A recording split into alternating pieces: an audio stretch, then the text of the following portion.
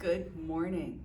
So this week is the first Sunday of the Easter season. And so we're going to hear the first installment of knowing Jesus in a new way.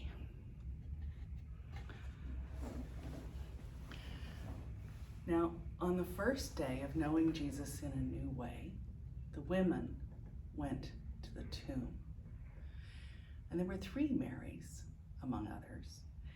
There was Mary Magdalene, there was Mary, the mother of James, and there was Mary, the mother of Jesus.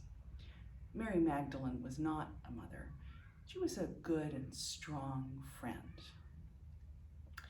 And they carried spices with them to finish getting the body ready.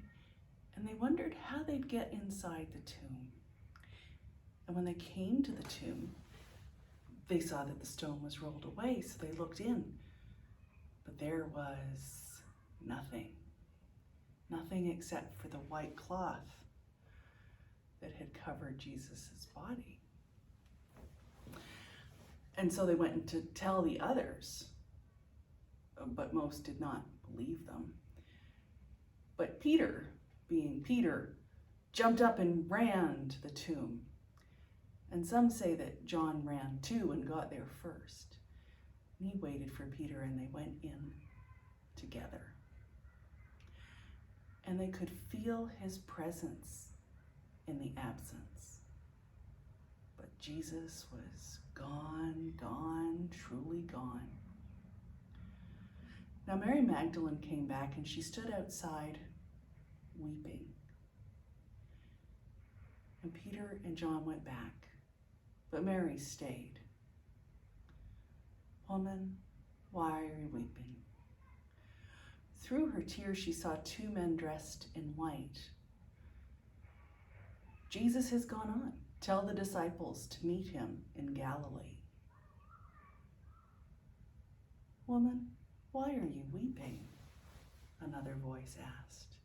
And she turned and saw someone who must have been the gardener. Tell me, where have they taken him? And I will go and take him away. Mary. This time he said her name, and she knew it was him. Mary must have stepped forward because Jesus said, no, you cannot touch me yet, for I have not yet ascended. And then he was gone.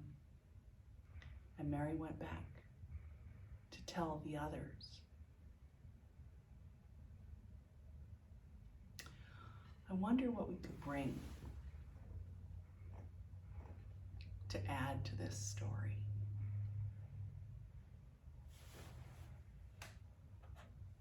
Maybe an Easter egg. It's an Easter story.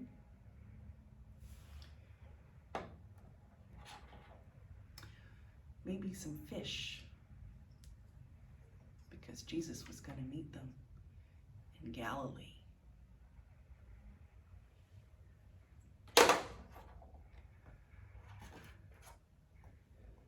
Maybe a rooster, because Peter jumped up, but before the cock crowed 3 times, he had denied Jesus.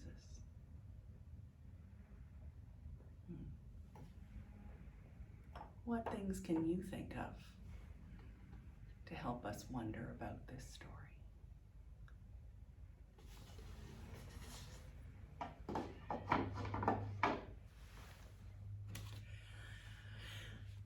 And since we're in the month of April, I thought that we could read this book. It's called 5 R's for the Environment.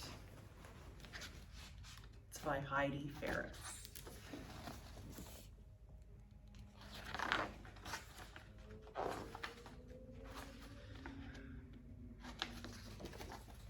Here's the 5 R's. Rethink, reduce, reuse, recycle, and rejoice. Rethink. Science is problem finding and problem solving. Asking questions helps us to think again about our choices.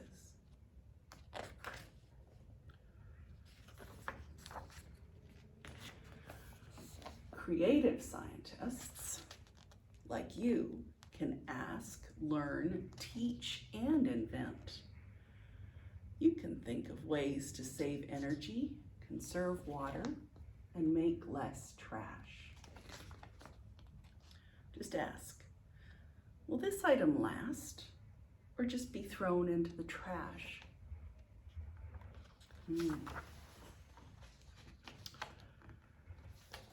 Reduce.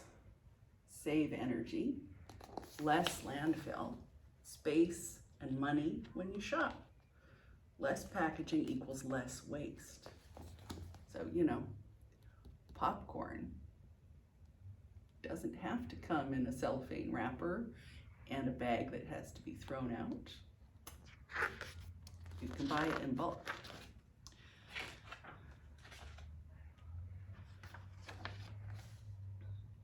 Just ask, is it a want or a need?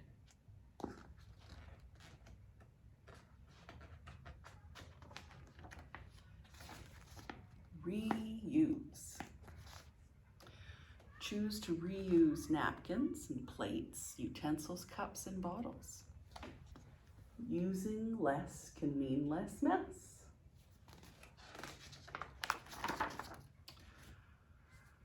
Cartons and boxes can be reused in projects. What could you create with a carton, a map, a box, or a bottle?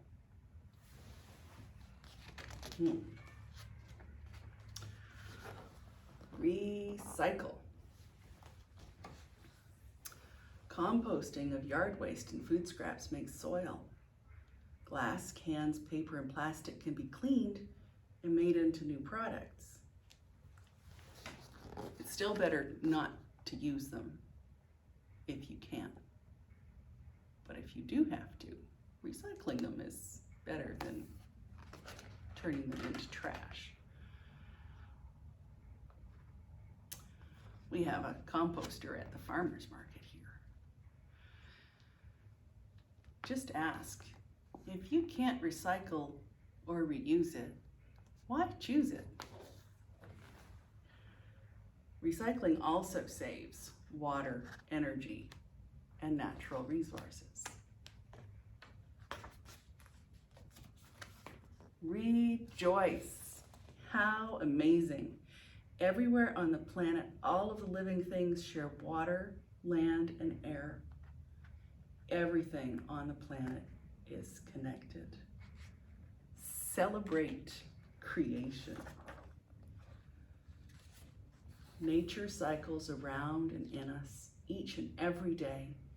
When we breathe, eat, clean, grow, and play.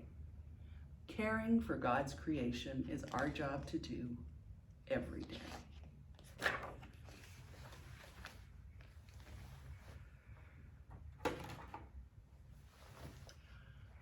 And now let's have a short prayer.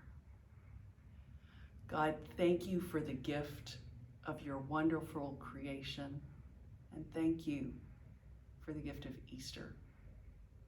And Jesus with us in our lives every day. Amen. I hope you have a great week. We'll see you next week.